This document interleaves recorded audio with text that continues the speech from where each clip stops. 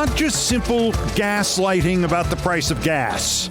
It is neurological disintegration. It is obsessive repetition of the same lie. And the most terrifying part of all, Trump seems to be unaware that he is presenting this as something brand new, as if it were the first time, when in fact he blurts out in shock and excited surprise this same goddamn thing, an average of once every 2 weeks, and still thinks it's the first time. Saturday, on social media, gasoline hit $1.99 a gallon yesterday in certain states. Since the 17th of April, this is the 14th time he has claimed, as if it were true, but more importantly, as if it were breaking news, that gas just hit $1.98 or $1.99, 14 separate times.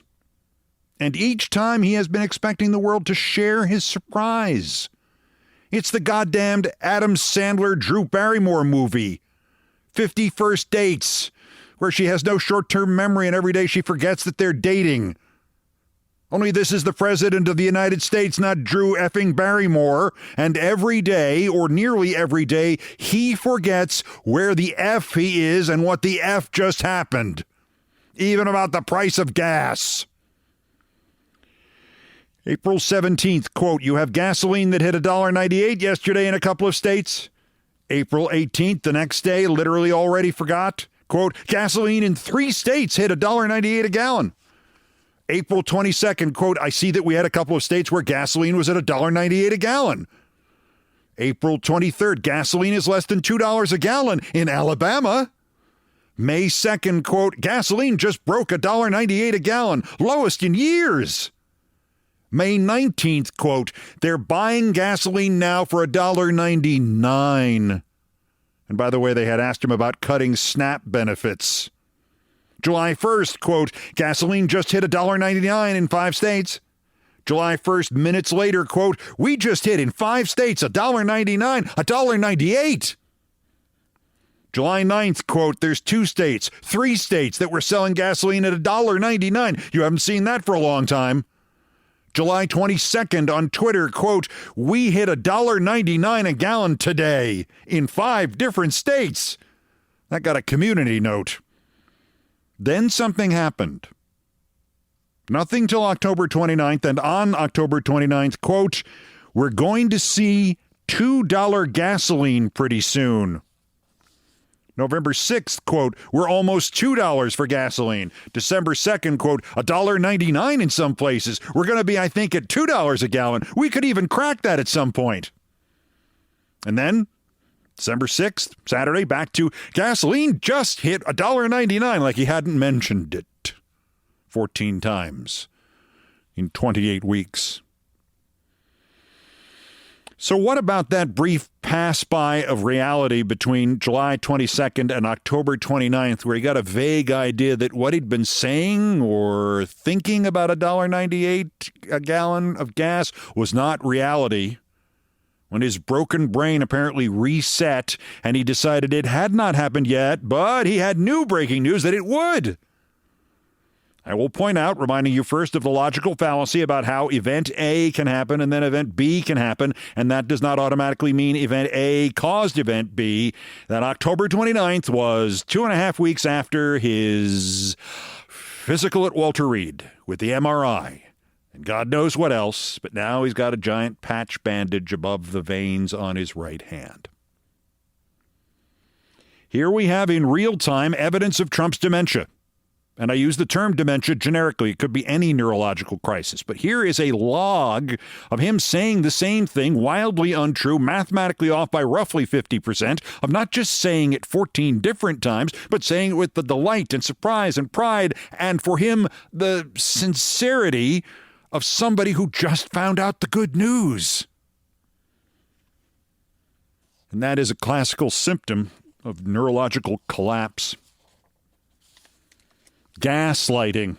Yeah. This is that rare occasion where it would be better if this was just another one of his sleazy lies, or another 14 of his sleazy lies.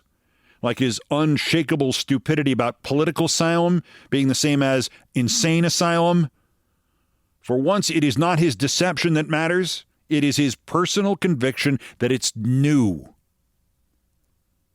It is a nightmare. And it is proof that invoking the 25th Amendment is imperative and won't happen. It won't happen any more than Trump realizing he already told that lie about the price of a gallon of gas will happen.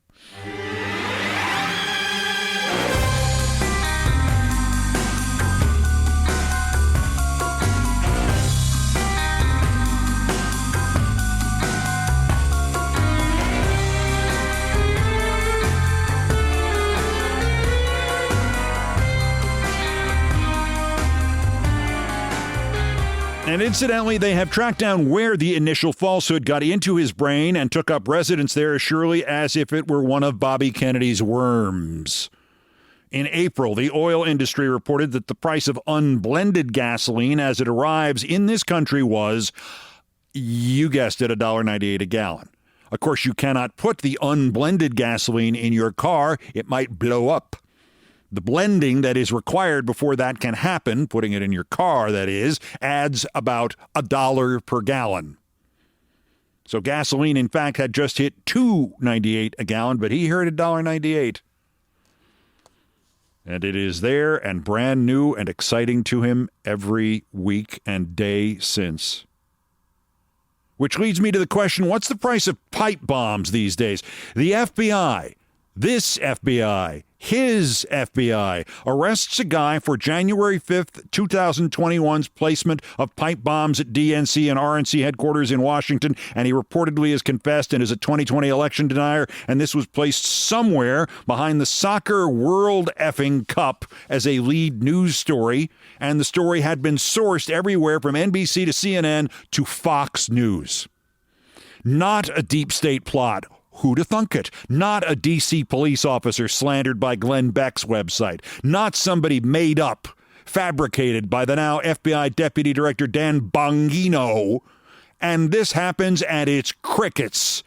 If that had been anything but another lunatic under the delusion that Trump actually won the 2020 election that he lost, this would have been wall to wall on every news organization in America trying to suck up to Trump. But the media instead skated past it like it didn't effing matter.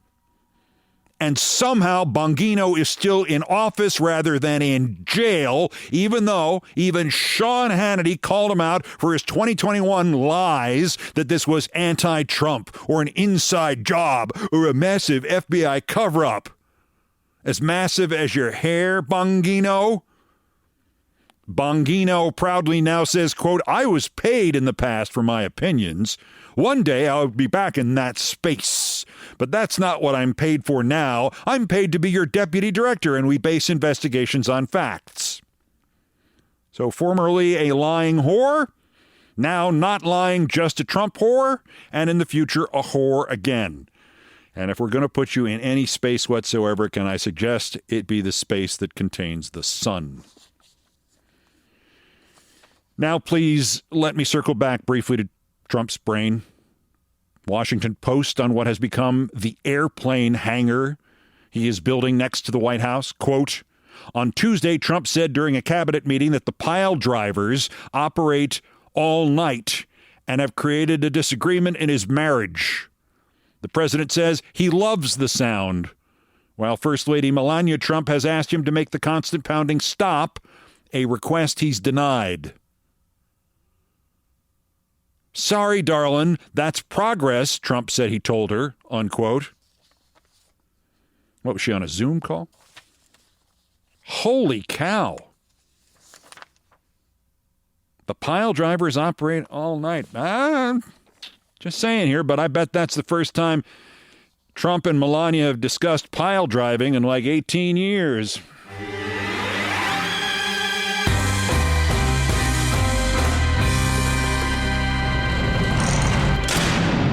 Now about a couple of Smiths. Maybe the last chance to finally punish Trump for his treachery with Putin and Russia comes next week, when Jack Smith is supposed to be grilled in closed-door testimony by the House Committee on whatever bullshit it is this time. This is Jim Jordan's committee this time, and whereas the MAGA monkeys think Jim Jordan's going to get Smith On behalf of Vladimir Trump, I would think a likelier outcome, maybe 0.5%, is Jordan winds up incriminating himself in some way in the questions, and Smith finally puts him in jail. Anyway, Jack Smith, of course, is trying to get this all made public. He may join a suit to make what he found public, and he is certainly acting to try to make this hearing in front of Congress public and on the record, which, of course, would allow him to get in a lot of the findings of his investigation into Trump's treachery. And any and all measures that could be taken to enable that should be effected, because there was, is, and will continue to be a conspiracy involving Donald Trump at one end and Russia and Russian intel and Russian leadership at the other. There is. All the hoax claims will never erase this. If Trump escapes justice, others will not. The further away we get from Jack Smith's prosecution of Trump, the more we understand that Merrick Garland will go down in history as one of the great and most damaging idiots in our history. I mean, so damaging he could have been Trump's attorney general. It slipped by, this story, because there are only the 2,400 hours in a Trumpist day, but the Carol Leonnig book on prosecuting the scumbag has all sorts of maddening details. If your BP is high, skip this part. Yes, Smith did try to get Eileen Cannon removed as the judge in Florida in the documents case. I'll quote, "In August 2024, as Smith and his team were finishing up their appeal of Cannon's ruling, he had also secretly concluded that Cannon should be removed as the presiding judge. Smith presented the appeal to Solicitor General Elizabeth B. Pralonger for her approval, as special counsel regulations required. He also asked her if he could seek to have Cannon removed by the appellate court, an unprecedented move for a special counsel.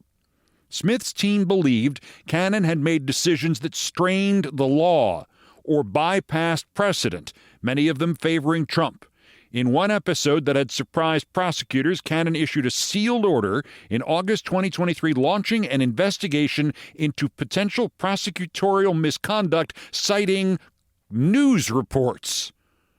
Cannon did not specify what reports she was hearing, but the day before her order, the conservative Fox News television program Life, Liberty, and Levin had featured a Trump defense attorney accusing Smith's team of strong-arm tactics, the very tactics Cannon wanted to dig into. The final straw for Smith came when Cannon dismissed the case, citing Thomas's non-binding opinion. In other words, this all turned on something that Mark Levin had on Fox. Pralonger approved the appeal of Cannon's ruling, but rejected Smith's plan to seek the judge's removal, saying he didn't have a strong enough basis to do so. Smith decided not to ask Garland to overrule Pralonger. If Smith had asked and Garland then turned him down, the Justice Department would have been required to notify Congress, and the disagreement would surely have become public. So that's why he didn't go to remove Eileen Cannon, because he didn't know whether or not the Attorney General of the United States was smart enough to realize that they had a corrupt judge ruling on their case. To them, the consequences of that becoming public were too risky. I mean, that's where we ended after we had started the day of the Mar-a-Lago search, discovering the troves of secret documents that Trump stole. In August 2022, Assistant Attorney General Matt Olson was briefed about the appalling crime and what the search produced. And again from Leonnig, quote, Olson turned to his top Justice Department expert on the mishandling of classified records, Julie Edelstein, to ask what they should do next. She delivered a startling assessment. If it was anybody else, we would arrest him tomorrow, Edelstein said. Knowingly taking classified documents outside of a secure government facility was a crime, plain and simple, she explained.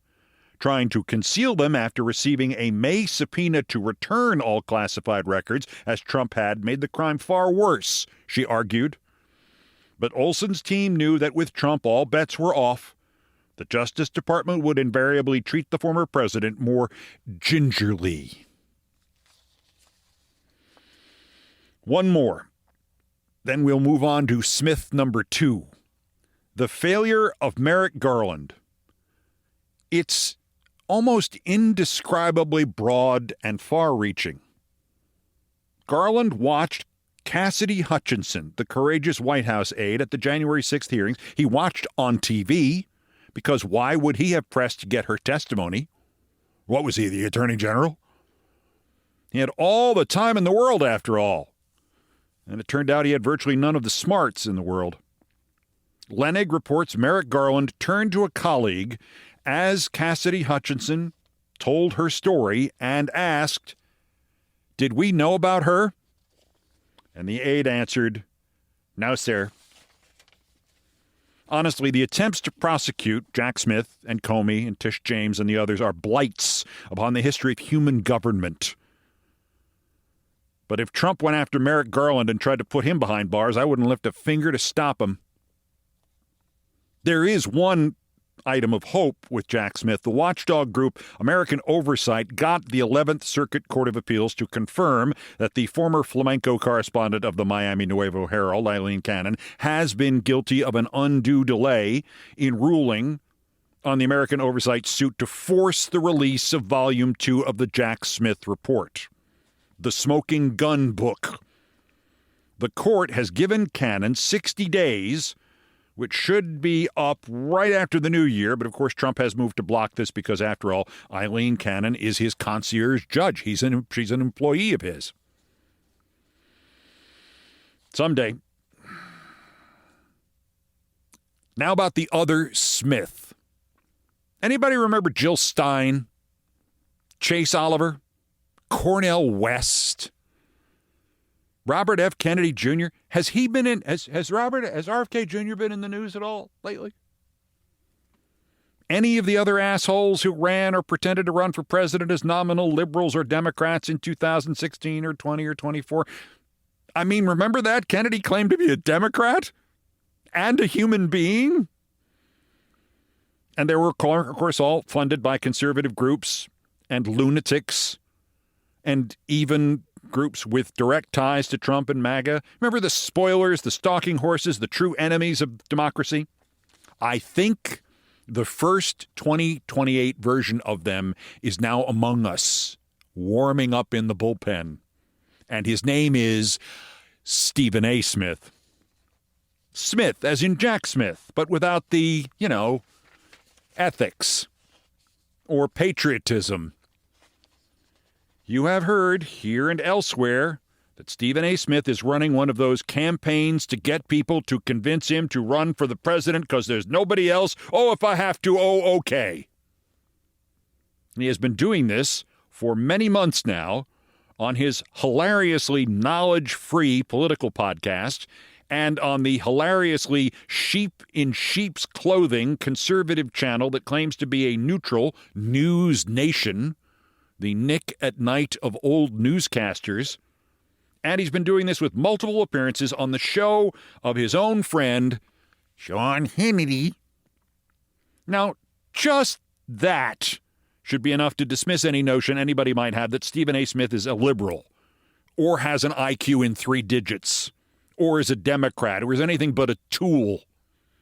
I think, and this is a hunch, I think he is a tool, or may be a tool, of more right-wing funders looking to throw out a spoiler. I mean, think about it. Stephen A. Smith is a MAGA billionaire's idea of somebody who would appeal to left-wing voters. But, happily for democracy, Stephen A. Smith is a moron.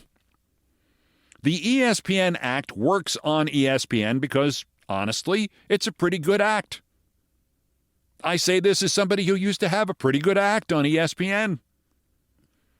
Ultimately, no matter what the act is, whether it's sincerity and intelligence and witty, brilliant humor, or it's Stephen A. Smith, how often is it important? Once a year? Maybe? I say this as, frankly, one of the pillars of ESPN's history. That was the point. We were there when it mattered. And also the other 364 days of the year. So he does the same bit, the ESPN act, on Hannity's show the other day, but about politics, and announces he has breaking news. And as one critic on Twitter noted with evident astonishment, probably never saw him on ESPN, then he gave an opinion. Yeah, that's Stephen A. all in one motion. Is it an act? No. Stephen A. Smith no longer knows that there is a difference between breaking news and his opinion. Happily, Stephen A. Smith is a moron, and he's also mailing this politics stuff in. He just is not doing the work, clearly. I mean, you can criticize him for lots of stuff, and I've known him 20 years, and we'd always gotten along well enough until he decided to become a political prostitute like this. But, for all of my criticisms of him, he rarely just gets basic sports facts wrong. Like, he knows the Syracuse Nationals moved to Philadelphia in the 60s. He knows that. He gets like one political fact wrong per hour. It's hilarious. So after some nonsense speech to Hannity the other night about how Gavin Newsom can't win unless he goes to the middle because Ro Khanna, quick, ask Stephen who Ro Khanna is. Stephen A. announced that Newsom can't win because of Hannity, because Newsom went on Hannity's show when Newsom, as you will recall, debated Ron DeSantis, unquote. Presumably, that's what Stephen A. thinks the name of the governor of Florida is, Ron DeSantis. Leave off the duh for, I don't know, diminutive. It's, Stephen, it's Ron DeSantis. Duh. As in, duh.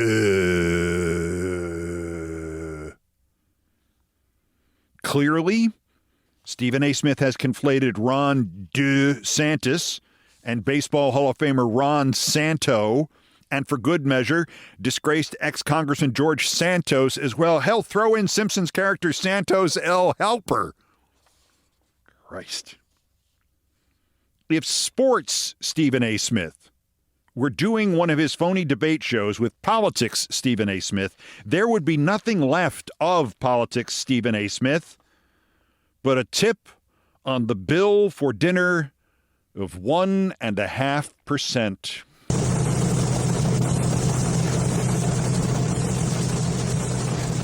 Which reminds me that we have not just entered a time in which Trump's utter deficiency on the world stage has begun to harm individual Americans in America and make people think, Stephen A. Smith, well, maybe he could be president of the United States. Yeah, the rest of us are dead. It's always that way. Trump's conviction that he only understands anything when he doesn't even know what an MRI is for has always been there. His kind of stupidity doesn't just happen. It has to be nurtured and grown for years or decades like a colony of termites. But it is appearing now on multiple fronts, and there has to be some sort of official, formal, seemingly meaningless, but actually deeply meaningful response. And when Trump's special representative to the Ukraine-Russia crisis, another imbecile named Witkoff, I believe his first name is Half, turns out to be carrying water not even for Trump but for Putin, the termites are at the front door, and they're standing on each other's shoulders and hitting the doorbell. If Putin says he cannot sign a deal with Ukraine because he doesn't believe the government of Ukraine is legitimate, someone from this country has to stand up and tell him that he has no choice, and if he refuses, we will use all measures to starve him and his country into the ground. And if India buys oil from him to keep him afloat, we will starve India into the ground. There's lots of things we can do to destabilize those governments. We must treat him as Marco Rubio dreams of treating Maduro of Venezuela. We must see not the leader of some other superpower, but we must see Putin for what he is, a desperate dictator of a dissolving country that has bounced its last payroll checks to its soldiers. We should have not a Marco Rubio, but somebody in his place who can recognize that enough pressure, just verbal pressure, applied in the right place, and that unpaid Russian military might very well decide to remove Putin on its own.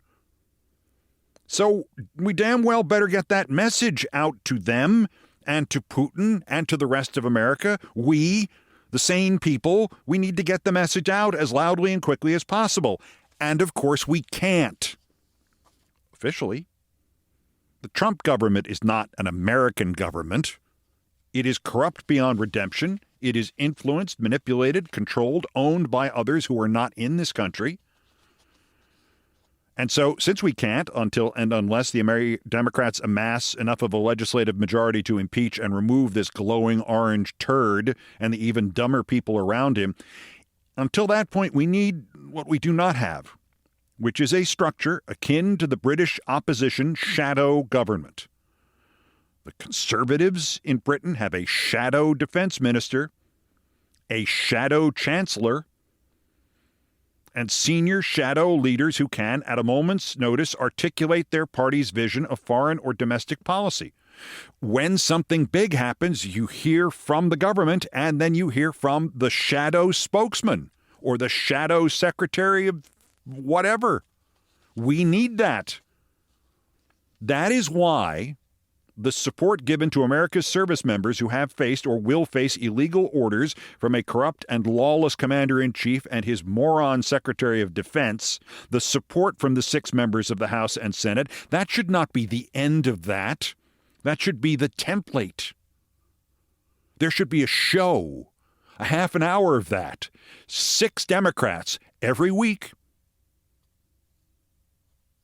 The howling, hysterical, murderous threats of Trump and pond scum like Stephen Miller and Derek Van Orden should not give anyone pause. It should give them inspiration to realize this hit home perfectly and to make videos like that once a week. We need 6 more Democratic national office holders with international experience to now make the video about Putin and the need for regime change in Russia and threats to India. We need 6 more Democratic national office holders who have served with American units in foreign countries, relying on local help, to make that video about how John Ratcliffe has betrayed our allies in advance by agreeing to throw everybody out from Afghanistan because one guy went crazy. We need 6 more Democratic national office holders who, unlike Trump, have both read and sworn to uphold the Constitution to make that video about how Trump's threat to kill the first 6 is a violation of everything this country's ever stood for and how it demands his legal removal from office as quickly as possible. We need a shadow Democratic government in this country now, not merely to advance Democratic electoral goals, not merely to afford our citizens a breath of fresh air, of reality from people who are not spectacularly stupid and lost and all seem stoned out of their gourds. We need a shadow government in this country for more than one reason, and one reason more than any other. Because the official government of this country isn't any good at anything anymore.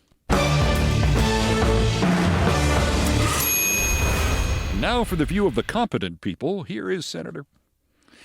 Also of interest here, yes, there was somebody out there rationalizing Trump falling asleep at last week's cabinet meeting 10 times because 79-year-old men do that. It's not unusual, he says. Only this guy rationalizing that is a man who is still poisoning CNN every day and America every day with advertisements for his own book, which was about the mental acuity of Joe Biden.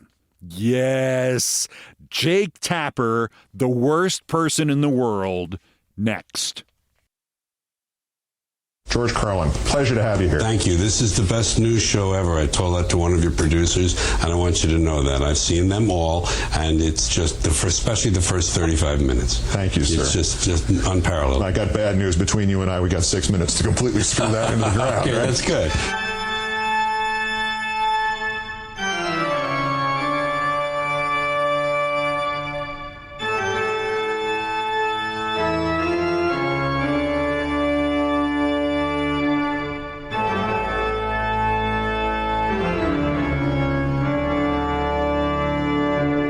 Still ahead on this all-new edition of Countdown, here we go again. Another sports team owner is claiming his franchise is not actually profitable. Usually this is what you would think it would be. Bullshit, as I will explain. There's a great history story about this in the LA Dodgers, but it requires a special degree of bullshititude to try to sell it today in 2025 when the team you own is the New York Yankees. On the verge of going out of business, are you, Hal Steinbrenner? Going to have to reuse last year's uniforms? Dipshit. Next. First, believe it or not, there's still more new idiots to talk about. The roundup of the miscreants, morons, and Dunning-Kruger effect specimens who constitute today's other worst persons in the world. The bronze worse Vince Shlomi. Does that name ring a distant chord? Think back. Harken back. The ShamWow guy? The Slap Chop guy? The carnival barker who used to sell the chamois and slap chop crap items in these high-speed, breakneck, straight-to-TV pitches with double entendres and complaints about he couldn't keep this up all day. And everybody laughed because it really was a great shtick until Vince Shlomi was arrested in Miami Beach in 2009 after a fight with a lady of the evening who he said bit his tongue and wouldn't let go. I guess because he couldn't keep that up all day either. Well, guess what Vince Shlomi's doing now? Yes, sir. You got it. He has filed to run for the House of Representatives. No, in this country. From Texas. As a Republican. To destroy wokeism. In memory of Charlie Kirk. I mean, you laugh, but right now, who would make more sense as Speaker of the House? Mike Johnson or the Slap Chop guy? The runner-up, worser, our perpetual heroine, Barry Weiss. The new boss of CBS News is running out of talent. There was an old Mary Tyler Moore episode, which I really enjoyed when it first came out. It's still very funny, in which Lou Grant tells her, as the assistant news director at WJM-TV in Minnesota, tells her to fire the newscaster and replace him with a sportscaster, and replace him with a new sportscaster. And she fires the sportscaster, and then there's nobody to do the sports. And she can't find a new sportscaster, and all the other candidates are worse. And Lou says to her finally, "Hey, this is the advice I thought you didn't need. Never fire your old sportscaster until you've hired your new sportscaster." Got a laugh around my offices for 30 years, easily. Well, sir, Barry Weiss didn't hear that one. Barry Weiss didn't see that episode of Mary Tyler Moore. I doubt Barry Weiss knows who the hell Mary Tyler Moore was. Mary Tyler Moore was successful. John Dickerson has already walked out as co-anchor of the CBS Evening News. Now, my friend, certainly acquaintance friend, Maurice Dubois, is also gone. He's leaving. So who, Barry? Who anchors the CBS Evening News? You've run out of anchors. You have fired your anchors of the CBS Evening News before you have hired your new anchors of the... Never fire your anchor of the CBS Evening News before you hire your new anchor of the CBS Evening News. Who are you going to get? The Slap Chop guy? I'm sorry, he's busy running for Congress because he can't do this all day. Who are you going to get, Barry? The disinterred ghost of Walter Cronkite, CBS News. I suffice and survive on the taste of human brains. Walter Cronkite, CBS News. But our winner, even worse than all that, Jake Tapper. Still at CNN, where the audience is now approaching from a downwards direction, like the coyote and the Roadrunner and the coyote thing.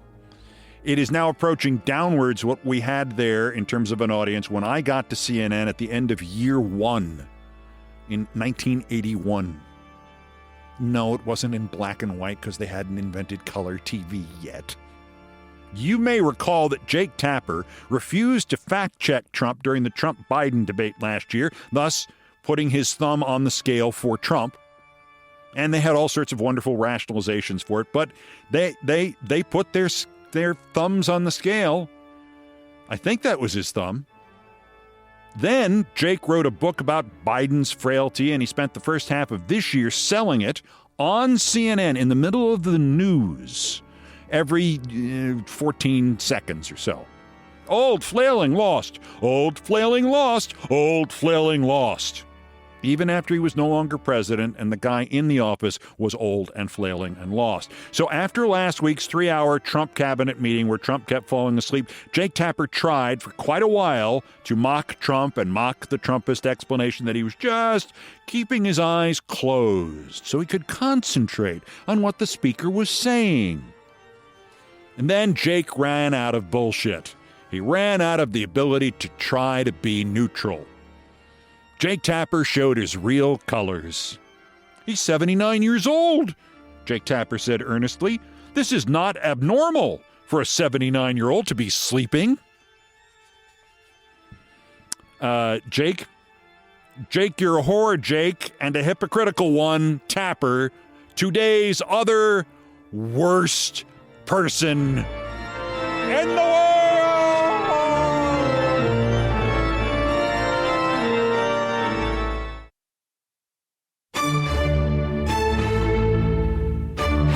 Number one story on the countdown. Here we go again. It's a tradition as old as the business itself. But more to our purposes, it is a story as old as the business of sports itself. The owner of a sports franchise, a troubled young man named Hal Steinbrenner, wants you to believe that the franchise he owns may not have made a profit last year. The franchise is called the New York Yankees.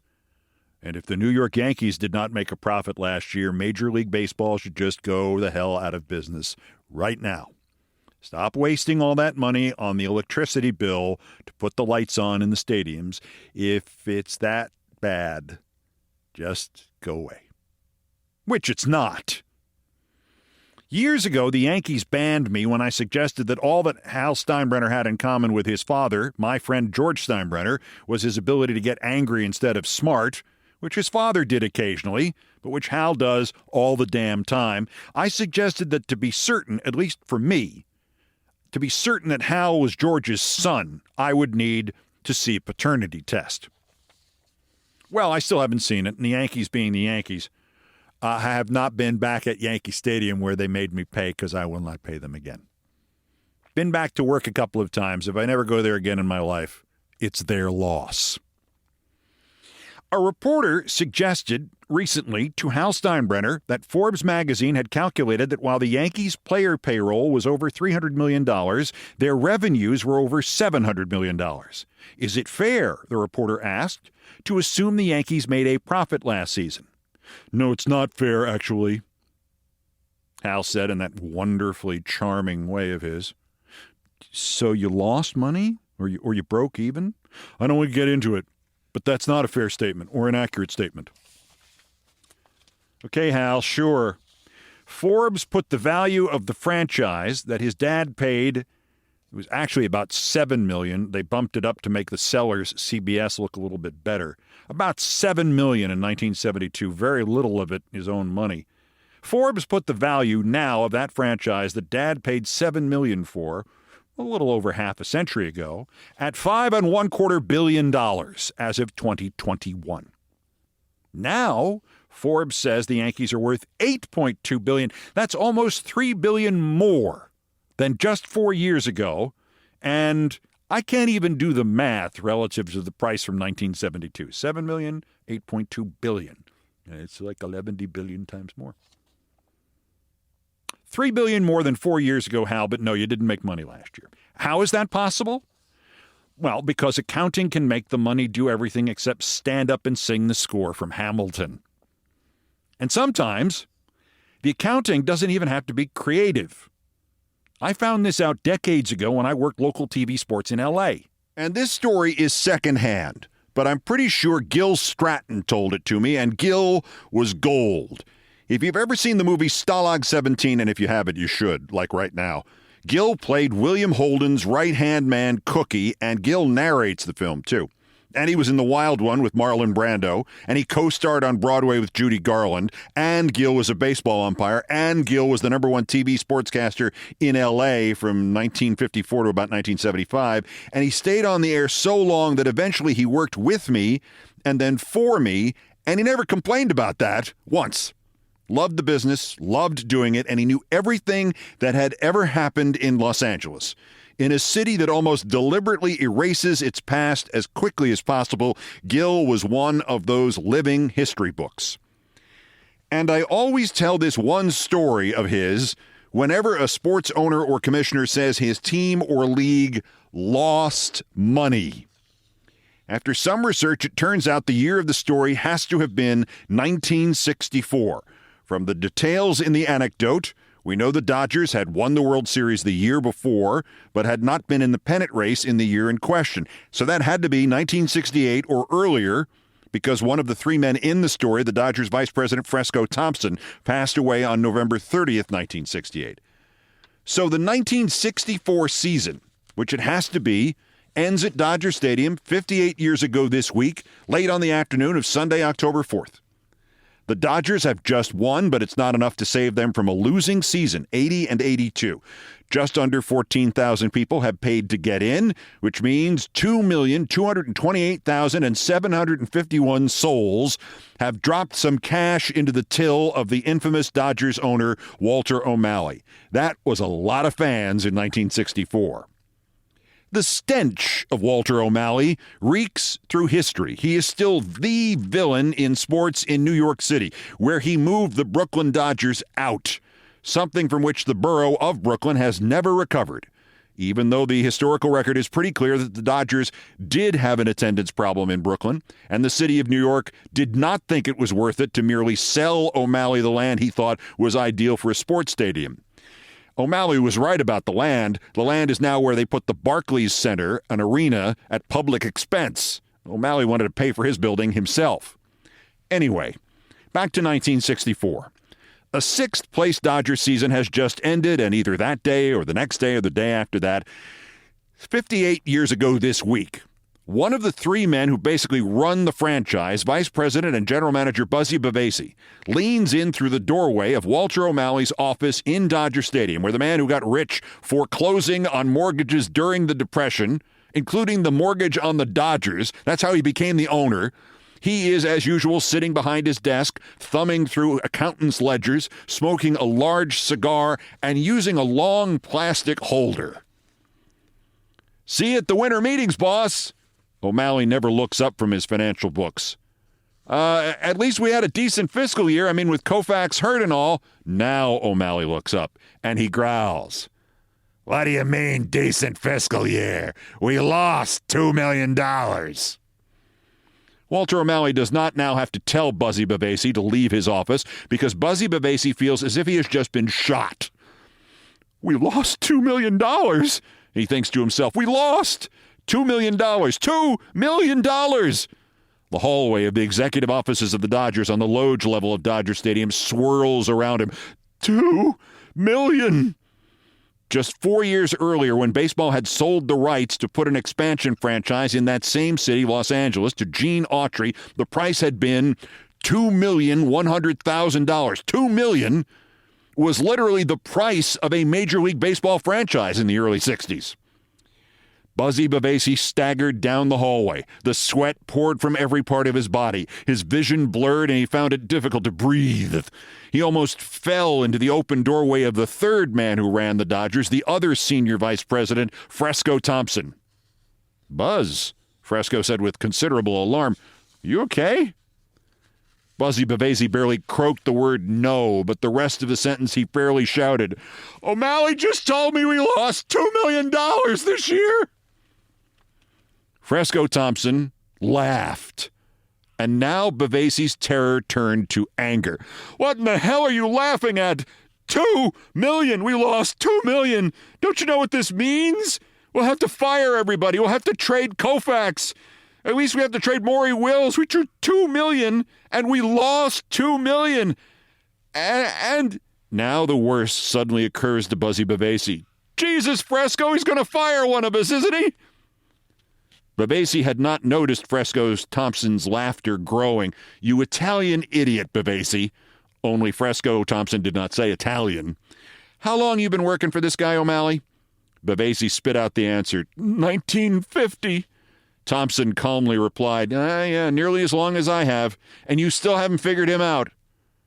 Buzzy Babasi was lost. The franchise was teetering on bankruptcy in front of their eyes, but Thompson was focused for some reason on how long they had each known Walter O'Malley. They were all about to get fired by Walter O'Malley. Fresco Thompson stood up and put his arm around his still shaken colleague. "When O'Malley says we lost $2 million this year, Buzz, what that greedy bastard means is last year, when we won the World Series, we made a profit of $6 million. This year, when we finished in sixth place, we only made a profit of $4 million. So in his mind, that means this year we lost $2 million. We didn't lose $2 million. We made $4 million. So, the next time you hear the owner of a sports franchise or the commissioner of a sports league tell you it or he has, quote, lost, unquote, $11 billion, just remember, this is almost always Walter O'Malley math, and it only means that's how much lower this year's phenomenal profits are compared to last year's phenomenal profits.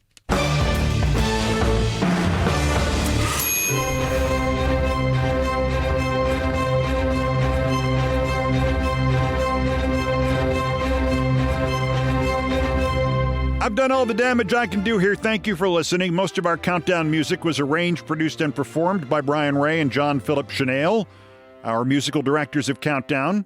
It was produced by TKO Brothers. Mr. Ray was on the guitars, bass, and drums, and Mr. Chanel handled orchestration and keyboards.